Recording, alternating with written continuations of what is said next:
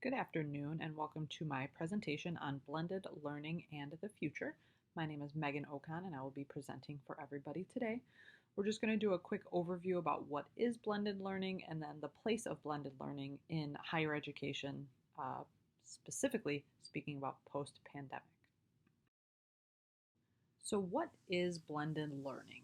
I think for most of us in this course, we have a great understanding of what blended learning is. But COVID opened our eyes really to what higher education could look like. Most people are not familiar with blended learning until the COVID pandemic hit. Most people were familiar with the typical in person learning, being on campus, as well as online or remote learning. People have been taking online classes and in person classes for a long time. However, the blended learning, which is also known as hybrid learning, takes the two, both in person and online learning, and combines them in a way that is beneficial to both students and educators.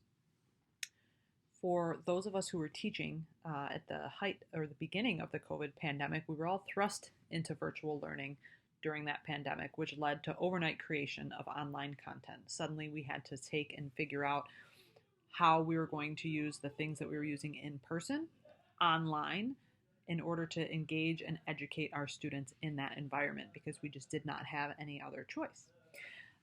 Over the past 2 years, however, online learning has improved as educators have learned how to use the tools that are available in order to create engaging online content and engaging learning environments for their students while still covering all of the content that is needed to be covered within those courses.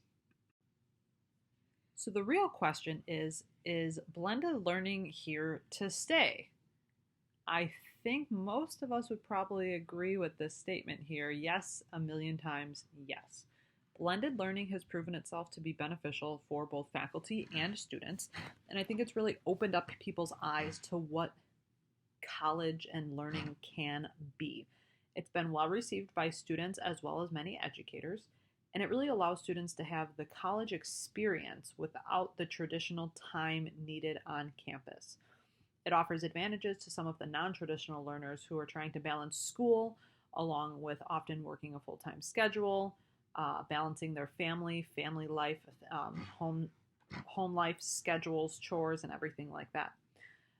Blended learning allows students to clear, let's say, 1 day per week to meet on campus, and then allows them to complete their other assignments virtually at their own pace. I think it's important that we note as educators, we know this already, but their own pace does not mean doing what they want when they want to do it. It is about meeting the calendar deadlines and ensuring that there are set deadlines and students understand the need to meet those deadlines and complete their work by then. They can't wait until the end of the course and try to complete all of their assignments.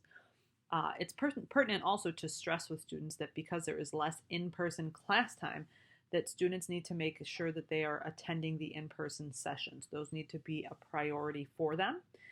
And this can be done and aid the students by providing the in-person meeting dates from the get-go at the very beginning of the semester, and for the instructors doing everything in their power to not have to change or edit those dates, as students will be creating their work schedules and life schedules around those dates that are provided.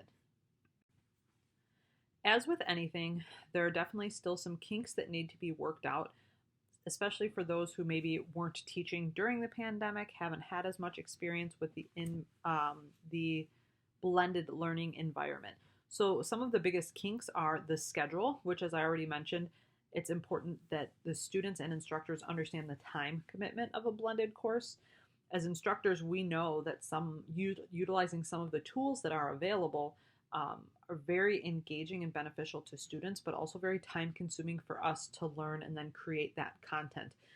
You can't just take what you were doing in an in-person environment and throw it into a blended learning environment and expect it to work. So there are going to be some growing pains for that. It's also important that students understand what that schedule looks like. As mentioned, they can't save and do everything at the end of the semester.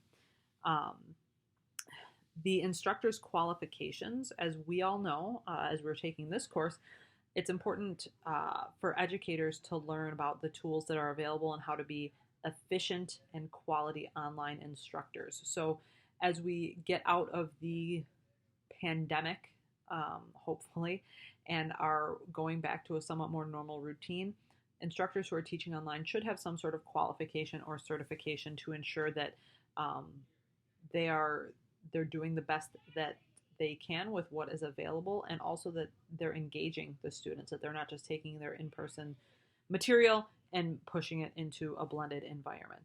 And then also, can every course be blended? So for me, speaking as a nursing instructor, absolutely not. Things like clinicals, skills labs, anything that requires more hands-on should still be an in-person only type course.